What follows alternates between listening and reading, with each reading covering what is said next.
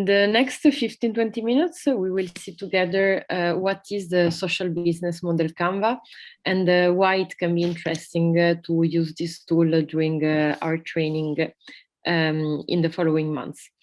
So the social business model canvas, for the ones that do not know it yet, maybe it's a visual representation of a business, and it's a great way for an entrepreneur to design for the first time the business, or maybe to redesign it in various phases of the evolution of the business. So you can do it when you are incubating at the beginning, or after 1, 2, 3, 5, 10 years, in order to maybe develop new products or to redesign what you're doing, etc.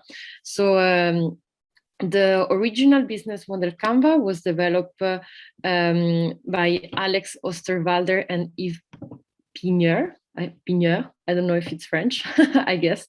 And it was not meant for social enterprises or social business in general. It was a canvas meant for normal for-profit enterprises. It is structured originally in 9 blocks that can be adapted depending on the different version of the canvas that we have. So this is the original Canva.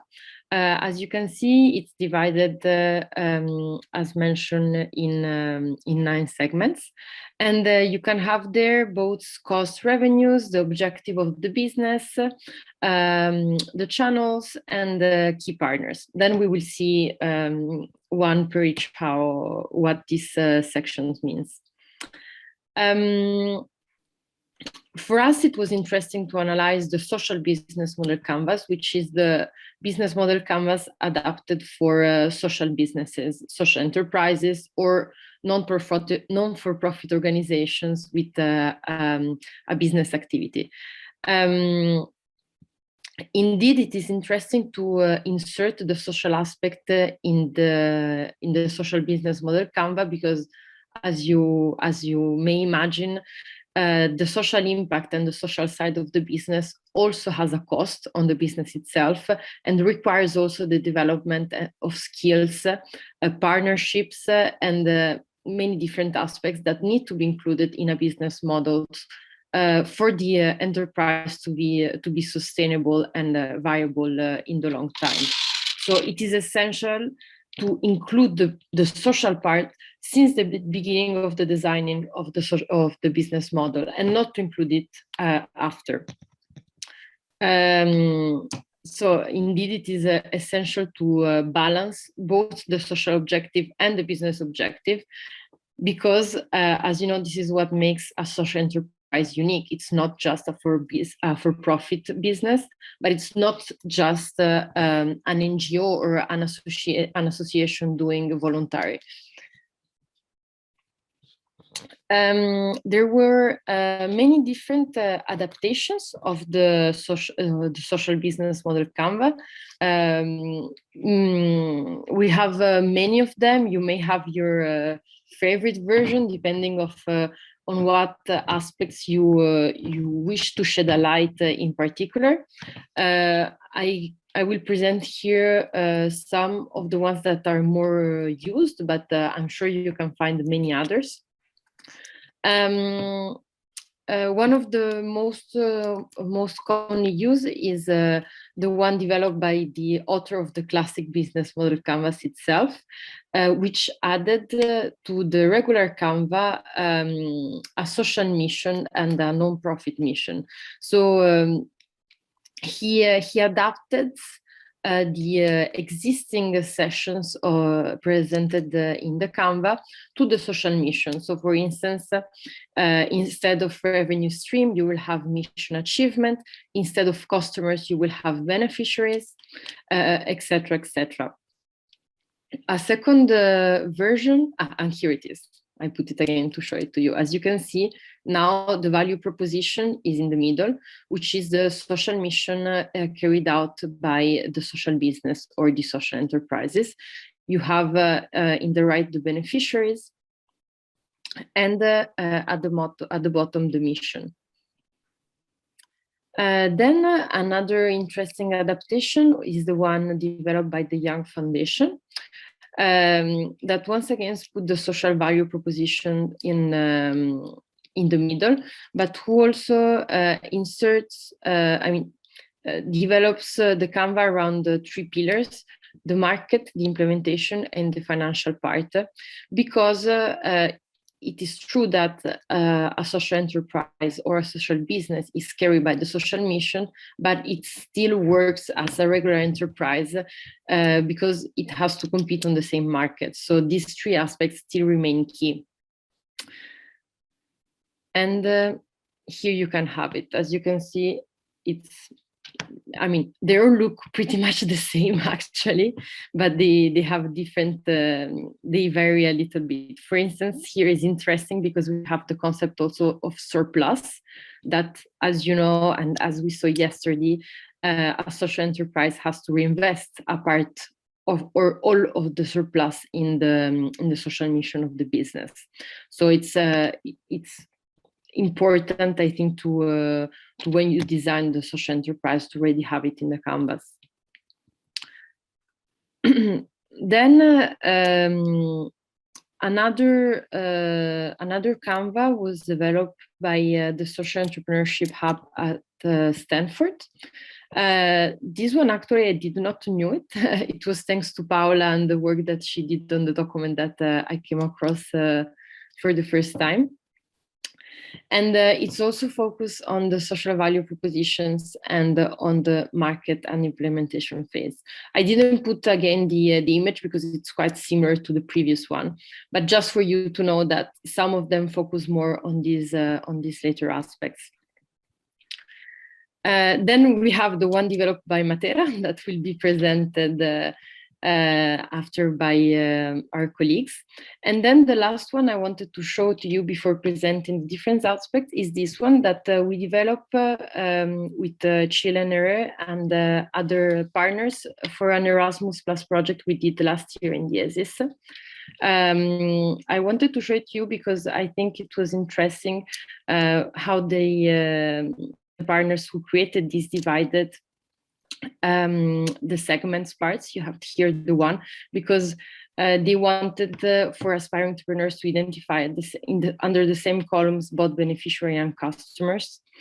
They included the surplus, and they really did I think how they divided all the items was quite clear. So I just wanted to insert it here so that you can have it a look maybe after if you're interested.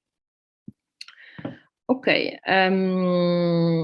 if you agree, if you don't have any questions, maybe we can just go through the Canva and see each sections what it means and how the canvas should be filled in by a potential social entrepreneur.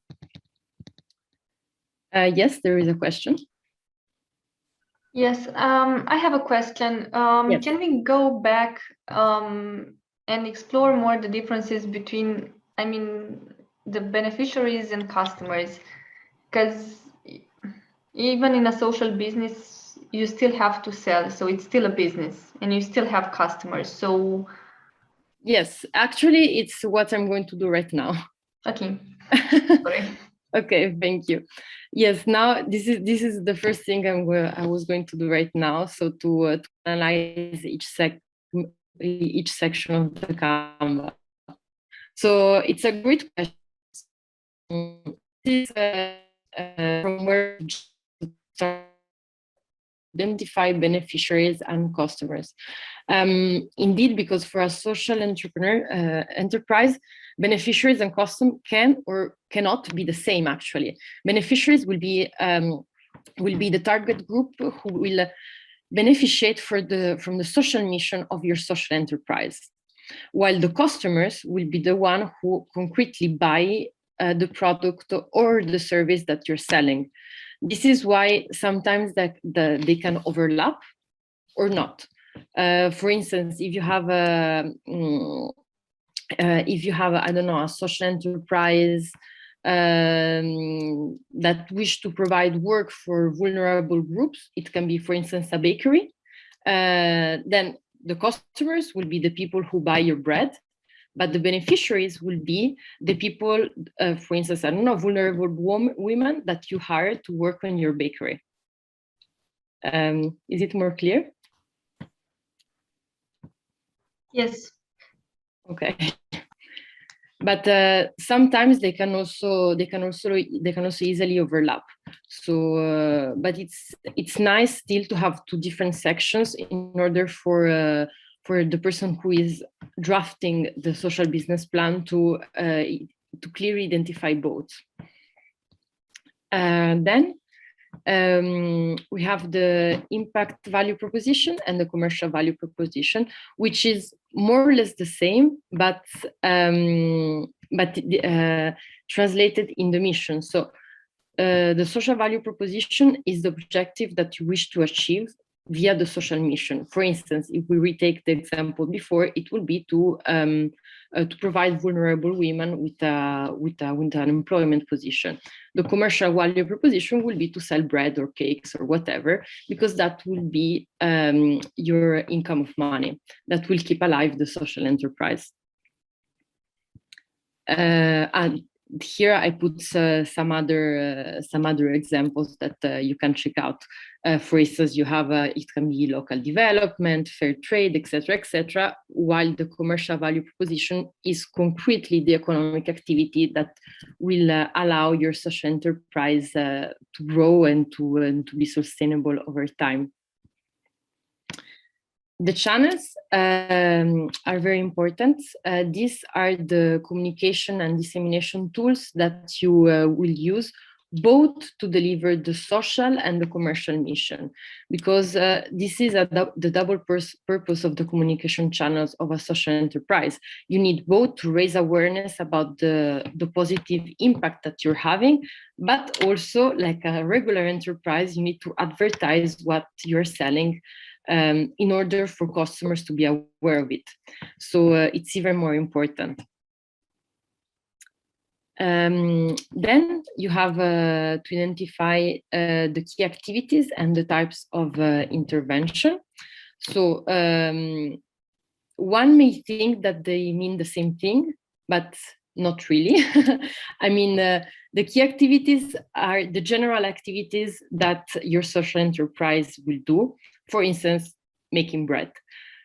The types of intervention will be all the small steps that you will develop in order to produce your bread. For instance, someone has to buy flour. Another person needs to work it. Another person needs to then put the bread inside the baskets and sell it. So it's all the small steps that will allow your activity to be developed in a coherent way. Then it's very important to identify the other actors and stakeholders that will orbitate around your social enterprise. These may be partners, so collaborators and other people that may work with you. You will have different stakeholders. So these are actors that may interact, but in a less direct way. For instance, it can be a public authority to who you may interact, a person that can support your dissemination activities, or something like this. And then, of course, you have the competitors that you need also to identify in advance in order to be sure that you're not selling the same product or services, or if you're selling something similar, how to be different from your competitor. Competitors are not always, I mean, they are often perceived as a negative thing, but actually they can be very useful to understand how to differentiate what you're offering from what is already existing. So actually it's really important to identify them. And then last but not least, cost, revenue, and surplus.